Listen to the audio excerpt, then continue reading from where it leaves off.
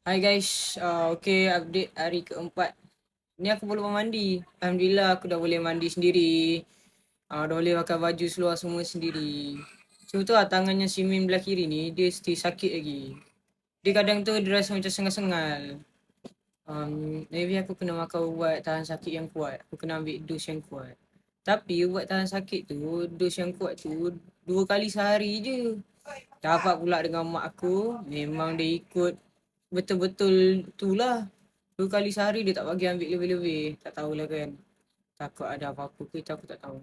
Alhamdulillah bengkak pun macam dah kurang. Aku dah boleh buka mata besar sikit. Cuma tu lah belah situ tu memang ada darah beku belah dalam mata tu. Tak punya jahitan yang ni pun macam Alhamdulillah dia macam dah tutup. Dah tutup juga.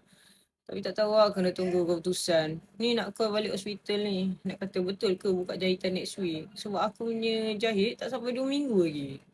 Risau je lain tu.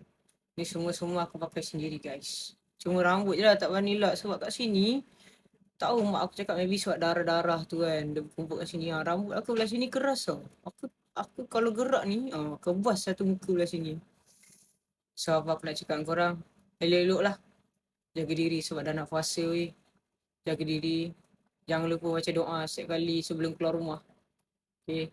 So, korang kena teman aku sampai aku elok. Maknanya aku akan buat video hari-hari. Kau nak tengok pun kau tak nak tengok kan tak kurang kan. Macam aku akan buat video. Okay. So, okay lah. Bye-bye. Jaga diri. Selamat berpuasa.